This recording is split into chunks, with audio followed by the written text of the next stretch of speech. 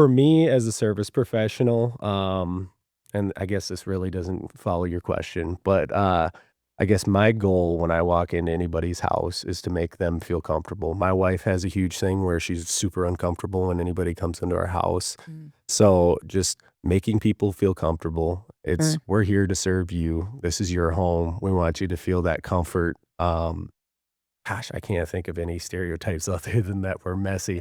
I Yeah. literally have people ask me not to clean up because I take it to heart, and it's just being in service, I like to go that extra mile. It makes a huge difference on Mhm. a job site. How many people are in a job site in a day, in a week? And then if everyone's just leaving a disaster, it just gets way out of hand. And then, I mean, if everybody just Hey, spend 10 minutes cleans, every day yeah, at the end of the day, it exactly. goes a long ways. Right, right. Mhm. Uh, Clean work zones or safe work zones are Yeah, enjoyable places to be. Yeah, yeah, especially when you have homeowners walking through at the end of their day to check out the home, see the progress that was made. It just right. it makes us look better as professionals, and it like you said, it's safer workspace, and just people are excited about their project. They wanna walk around. Remember Check being on things out. a job with my dad as a kid, and I ended up getting a nail in my foot and having to go to the Oh. emergency room, but so it's just the little things like that. They're coming with their family, they're checking out the progress, so it is important. Yeah. Do you do electrical walkthroughs with your homeowners? Yes. Yeah? Where switches are going, who's right-handed, who's left-handed, all of that? Oh, yeah. No. Yeah. No, we go through every nook and cranny and move it about 5 times, but yeah. Yeah. Um, That's the fun thing about when people are doing this, like, I'm really experiencing it now that we're remodeling our house, but it's uh-huh. just you have an idea, and then I'm talking with my wife, she changes her mind, she says something or shows me a picture on Pinterest and wants to do something different, and it's just there's constant change, and that's where we wanna be there to just work with you and make it what you want it to be. Mhm. Right. It can be frustrating sometimes, but I get Right, but it. it's a fluid process where it's I mean, sometimes it can be planned out to a T, but then something on site happens, something has to get changed or whatever, and then suddenly you have to it's sort of that domino effect where one thing leads to another, and Mhm. so, um, being flexible is part of the job, right? Yeah, well, and that's where I do really enjoy when they have a designer because then you guys are taking care of a lot of that design aspect, and things still change, but it Right, just cleans that up a little bit. right. Yeah. So then what's the best thing that you do? What's the best thing about what you do? The best thing about what I do is, I am super passionate about service. I say I'm not in the electrical business, I'm in the people business. Mm, mhm, I'm a big believer, and it's funny because I went to school to be a history teacher, and I hated electrical because my dad was an electrician, he was never home. I was like, "Man, I don't wanna do this," and came back, fell into it, and I just think it's where I'm supposed to be. I mhm, love getting to meet clients, build a relationship with them, and then I have customers that I'm pretty sure I'll be serving in 30 years because mhm. we've built up those relationships, and again, with the comfort level is I go in, I talk to people, I talk to them about my family, about their family, get to Mhm. know them on a personal level. Well, and you have a unique position in the building part of things because you're coming in and doing rough-in, Mhm. and then once everything's done, mostly, then you're coming in and installing the switch plates and the light fixtures, and so you get to see the sort of pre, in between, and sort of post-construction where it's done, so that's probably really exciting to be able to see all those different phases. Yeah. Well, and that says we are growing, and that's why we're trying to make a bigger push into new construction because that's where the best training takes place, is getting Mhm, your guys into a new build. They get to witness it from the ground up. Everything makes sense to you then. You mhm. get to see, "Hey, this is why we do it this way." So then when I do get them into my service department and they're troubleshooting something, then they can see, "Oh, this is how it should be done," or, "This is why Right. it's ran this way," and it makes it easier The f troubleshooting stuff. Yeah, the firsthand experience Mhm. on site. Yeah, for sure. Yeah. Alright. Uh, okay, this is a good one. Piece of advice for the community. Piece of advice for the community. This one wasn't on my practice sheet. Um, gosh. Um, I guess just, being a service professional, I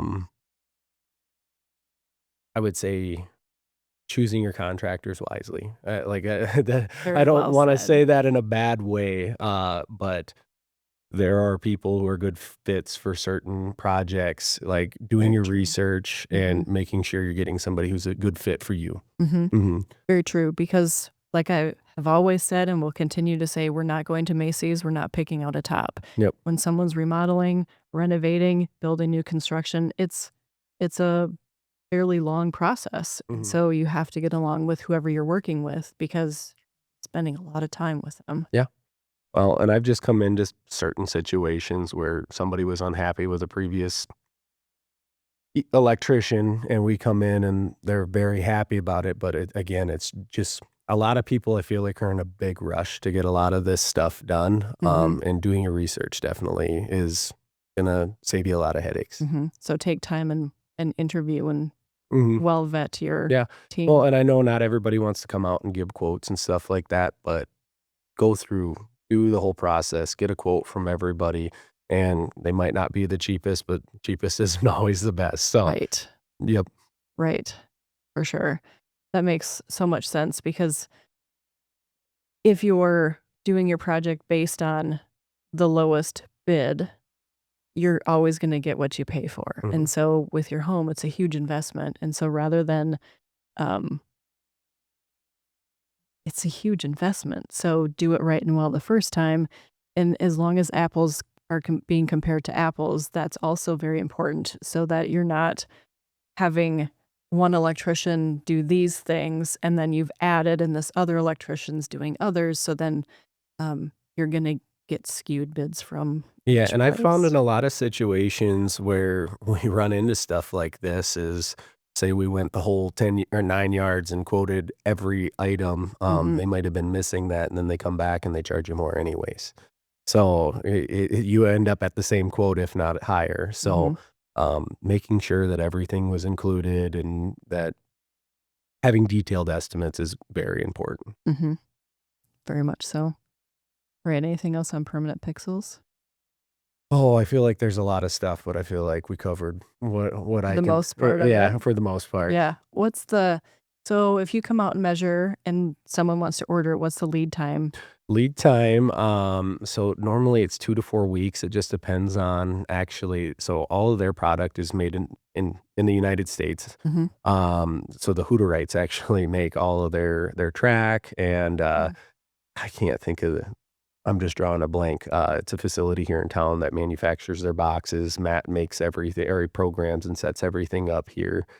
Um, so it's he's installing and manufacturing, so sometimes it And the can creative yeah, that's genius where behind it. if in a perfect world, it'd be 2 weeks, but I'd say 2 to 4 weeks. Okay, that's Mhm. still not too bad. Yeah.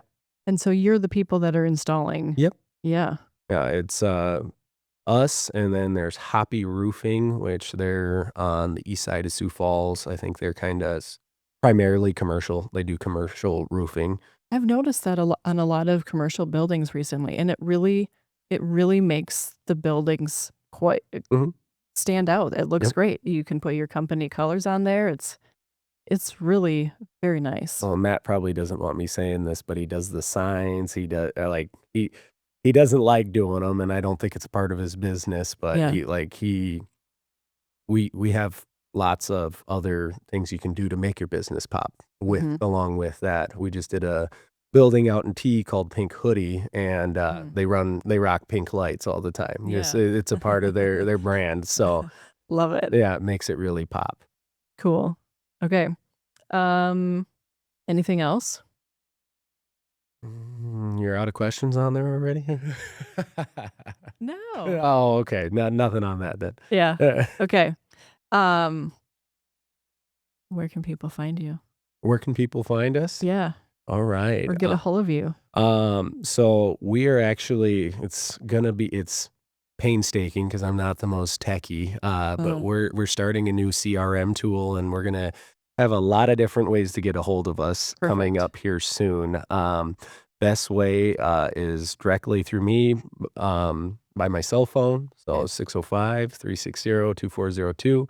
Also for people who are on the go or it's late at night and they realize something came up, they can send us a service request directly through our website, and that is pselectricsd.com. Okay. So PSE is our logo and electric. So Nice. um and then Facebook's another big one. Honestly, we get a ton of traffic through Facebook. So Mm, that's just Pro Service Electric at Facebook. okay. So Are you on Instagram at all? I am.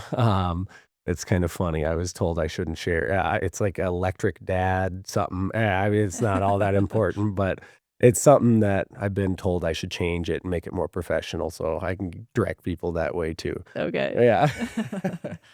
Um, I was just thinking, so for the permanent pixels, are there different finishes for those tracks? Yes, there are. Probably need to cover So that. we talked about the different style of tracks. I think we started out at 3/4 of an inch, and then it goes all the way up to 2 inch. And then for homes that have like a bigger fascia Uh-huh. on the lip, we have a 90-degree track. So again, where you're just seeing the pixel, you're not seeing a bunch of track going, what the heck is that? Mhm. Um, and then it's 26 or 29 different colors is what we have. Okay. So we've got copper, we've got clay. It's like it matches basically the majority of your common colors for your Sure. soffit. Mhm. That's a lot of colors. Yeah. What has it always been that many? As long as I've been a part of it, that it has Really? been. I was thinking that there was just a couple of colors, but Oh, no. no. We can No. match anything. Match or contrast or whatever it might be. Yep. Mhm. Okay. Um, yeah, I think that's all I have. Alright. I'm so glad you came in. I mean, electrical really, I mean, like I said earlier, you guys do keep the lights on, and so you make all of our work as builders and designers look really great because without lighting, Mhm. we would have little candles. It We well, wouldn't be able to it see. it really makes a space. Yes, Like it you does. said, it is in our house, we didn't have any lighting besides 2 fans in our living room, dining room, and just adding a couple wafers in there and really honestly, that's one of the cool things about what I do is I go into a lot of spaces like that and Yeah, just a lot of homes that it don't have lights. it transforms that space Yeah. where it's like, "Hey, this is our living room, this is where we hang out all the time, or our dining room, and we're eating meals together," and just to really brighten that up, say, "Hey, now we're playing more board games at the kitchen table, we're doing stuff like that because the space is more functional." Mhm. And that's where I really enjoy doing basements and making that space their space and little reading nooks with puck lights and tape light in there where Yeah, you can design your home 100% how you want it. yeah. Has there been, in all of your projects, like, a super unique electrical installation that you've done? Oh, man, we've done a whole lot. I was just talking to Matt about this because we can do this with the permanent pixels where there's, like, pressure sensors where you can install them on the bottom of your steps, and you can light your stairs, so the minute you take a step on that, first step, Sweet. your lights turn on. You can program it to where it'll run for as long as you want. You want it to run for 30 seconds. You We've done situations, not with his product, but Uh-huh. others where you step on that, it turns on, and then the lights are turning off as you're going down the stairs, so Cool. Okay, so for something like that, what do you have to do ahead of time? There's gotta be something. it's knowing that you're gonna do that because there's lots of control wires, pulling your Mhm. low voltage cables, stuff like that. So it's just all in the preparation. Knowing seeing what you want or having somebody paint the picture like you Mhm. paint that picture for them that this is a possibility and just preparation. Is there restrictions on flooring for that pressure sensor? So you can adjust the sensitivity to where basically you drop a ball on the ground, it's gonna detect it, or your kids are walking down the stairs, Mhm. you can adjust the sensitivity. I would say, well, if you have like carpet stairs, we can't really do that. I mean, I'm sure we could if we get creative and cut into that carpet, but Mhm. not something I really No. wanna do. Right. So I would say hard surfaces. 'Kay. Mhm. That's really cool.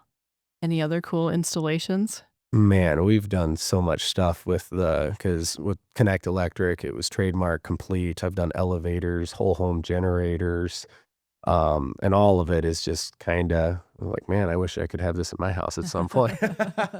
Goals, right? Yeah. Home goals. But, Cool. I don't know, too many things to think of. Alright. Do you have a website Yeah. and you have some applications on there, some different projects you've done? So it kinda just highlights, our major services, and, it's pretty basic. It's kinda just a touchstone people to see us. We've got some description of the permanent pixels on there, Mhm. other services we provide are residential and commercial. So, but that, and then, like I said, Facebook is our major, traffic is where most people see us. Okay. So, I guess, Check we Facebook do out then. daily posts on there, either electrical questions, what's going on, our team, the background of my employees, stuff like that, what projects we're working on.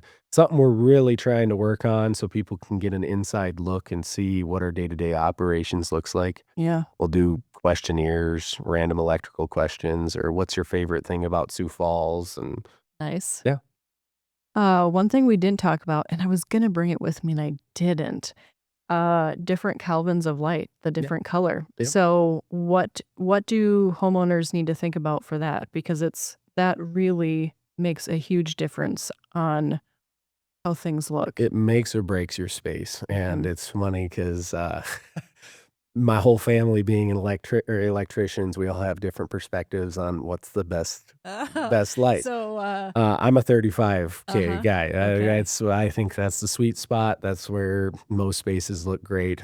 There's obviously you're in a commercial space, you're gonna do that 4,000 to 5,000, Mhm. and some people are just weird and they they like it in their homes. Um, They like to yeah, see. oh yeah, I'm just being funny. But, yeah, no, it really makes or breaks your space. Like, when you are going through, like, honestly, in my house, we have different Kelvin value, and it drives me nuts, but, Mhm. again, I always say your kitchen and your bathroom should be the brightest places in your home, so Mhm. I have a brighter Kelvin value in my kitchen to make that space brighter, and then Mhm. we have warmer light in our dining and living room to make it more relaxing. Warm and cozy. Yep. Yep. And again, in the bathroom, we have 5,000 K just so doing makeup, You gotta and see what you're you doing. gotta see what you're doing in Mhm. there.